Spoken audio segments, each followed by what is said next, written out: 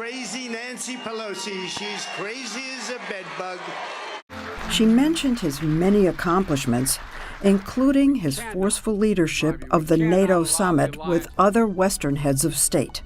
So he was in a good place to make whatever decision, the top of his game. Such a consequential president of the United States, a Mount Rushmore kind of president of the United States. What? Such a consequential president of the United States, a Mount Rushmore kind of president of the United States. Get professional help. That he belongs up there on Mount Rushmore. Lincoln and Joe Biden. But you got Teddy Roosevelt up there, and he's wonderful. I don't say take him down, but you can add Biden. And now a short summary of the United States of America under Biden's leadership. Watch me.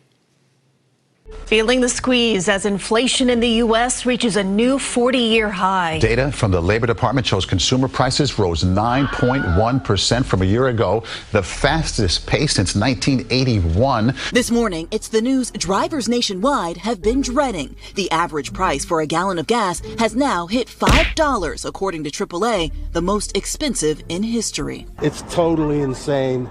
The challenge that we have as an administration is we got to let people know who brung it to them.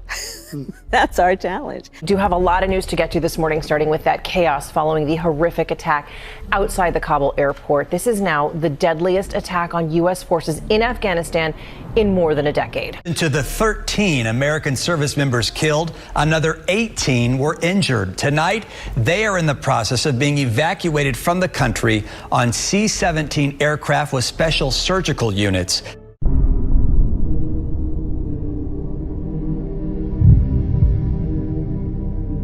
Staggering new record, more migrants crossed into the U.S. on Monday than any other day in history.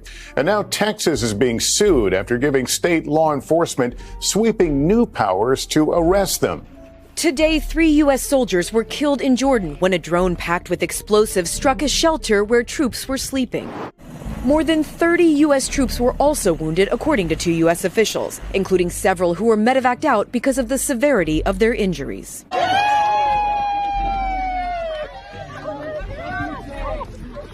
For the first time in history, the U.S. national debt just surpassed $35 trillion. The bipartisan Peter G. Peterson Foundation says the U.S. pays about $2 billion a day in interest payments. Our message to everybody struggling right now is this: help is on the way. I really love Venn diagrams.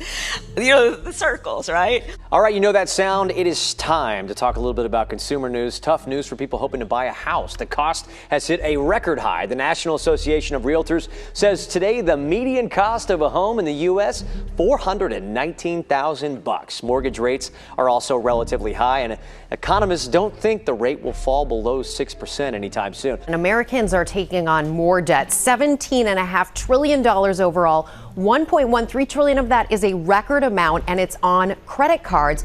3 out of 5 parents are increasingly paying their adult children's bills with their own retirement savings. That's Bidenomics. As car payments become more expensive than ever, tonight 1 in 6 buyers who finance new are paying more than $1,000 a month. The staggering price to sit behind the wheel, rivaling the cost of putting a roof over your head.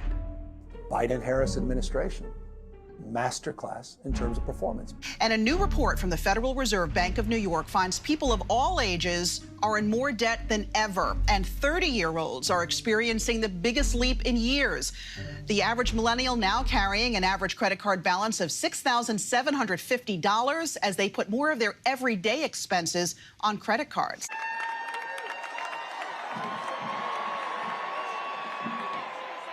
Wait! There's more! All right, back to our breaking news right now. We are looking at what's taking place down in Wall Street. The Dow Jones is down about 1,010 points. It's about 2.5%. We've been watching this all morning. The plummet is fueling fears of recession amid a global market meltdown. Tech stocks are driving this nosedive.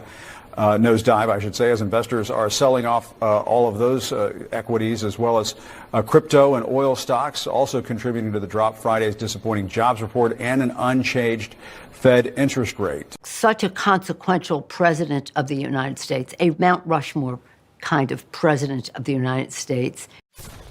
Making sure that we're able to make every single solitary person eligible for what I've been able to do with the COVID. With dealing with everything we have to do with. Look, if we finally beat Medicare. President Trump? I really don't know what he said at the end of that sentence. I don't think he knows what he said either.